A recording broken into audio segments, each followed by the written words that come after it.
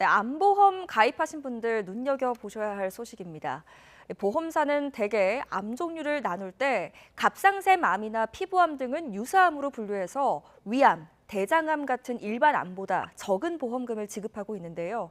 만약에 유사암에서 시작한 암세포가 일반 암으로 전이가 됐다면 어떻게 될까요? 분쟁이 끊이지 않고 있다고 합니다. 시청자 제보 홍성욱 기자가 취재했습니다. 강원도 원주에 사는 박병석 씨는 지난해 갑상샘암 진단을 받았습니다. 곧바로 수술을 진행했는데 수술 당시 확인 결과 갑상샘암이 림프절까지 전이된 후였습니다. 박 씨는 10여 년 전 텔레마케팅을 통해 암보험에 가입한 상태. 보험 규정을 살펴봤습니다. 갑상샘암은 유사암으로 분류돼 보험금 1,400만 원을, 림프절암은 일반암으로 분류돼 7천만 원을 받을 수 있었습니다. 암이 전이됐다는 내용의 병원 진단서를 증거로 보험금을 청구했는데 보험사는 1,400만 원만 지급할 수 있다고 답했습니다. 갑상샘 암에서 시작한 만큼 일반암이 아니라 유사암이라는 겁니다. 회의를 거쳐서 최종 결과를 알려준다라고 했는데 한 3주 정도 있다가 연락 오기를 자기네는 줄 수가 없으니 일반암으로 줄 수가 없으니 소송을 할 테니 법적 대응을 해라. 그게 답니다.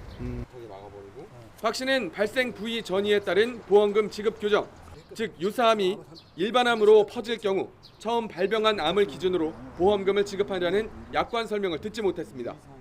보험 가입 당시 녹취를 살펴봐도 상담사는 이 부분을 전혀 언급하지 않았습니다. 유사암은 갑상선암 기타 비암 상태나 경계성 경향은 7천만 원에 20% 1,400만 원 보장돼 주시고요. 보험사는 이후 박 씨에게 채무가 없다며 수백 장에 달하는 소장을 보냈습니다. 전이된 암은 일반암이 아니라 암의 진행 정도에 불과하고 사전에 암 전이에 따른 보험금 지급 규정을 설명하는 것 역시 의무 대상이 아니라는 게 보험사 입장. 유사 소송에서 보험사가 승소한 판례를 첨부하기도 했습니다. 하지만 취재진 확인 결과 보험사가 제시한 판례와 반대로 소비자에게 일반암 보험금을 지급하라고 선고한 판례도 적지 않은 상황. 이에 대해 해당 보험사는 2021년 이후 유사한 다른 분쟁에서는 다수의 법원이 보험사의 손을 들어줬다며 이번 역시 이에 따른 업무 처리로 부득이 소송을 진행하는 것이라고 답했습니다. 재판부에 따라 판단이 180도 다르다 보니 유사 분쟁이 끊이지 않는 겁니다. 약관이 명백하지 않을 경우 계약자에게 유리하게 해석한다는 규정은 유명무실한 상태.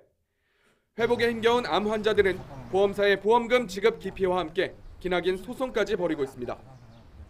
자기네들이 만든 약관을 다 위반해가면서까지 저한테 이렇게까지 하는지 이렇게 개인한테 그것도 환자한테 꼭 그래야만 했는지 그게 제가 아쉽죠.